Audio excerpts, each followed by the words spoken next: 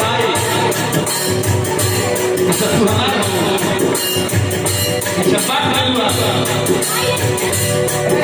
हाँ तू हमारा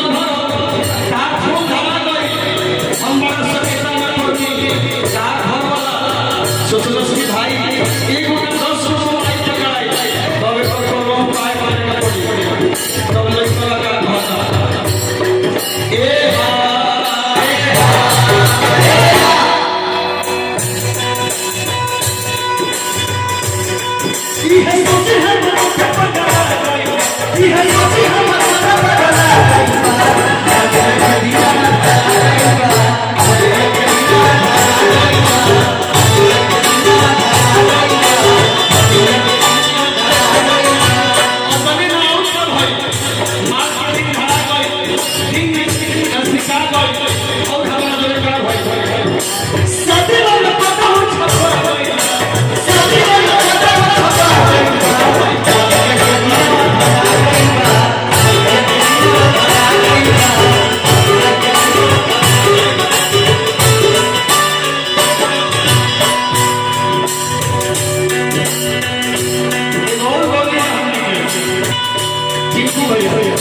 ढेरे बात 50 लेकिन एक शॉर्ट में खत्म कर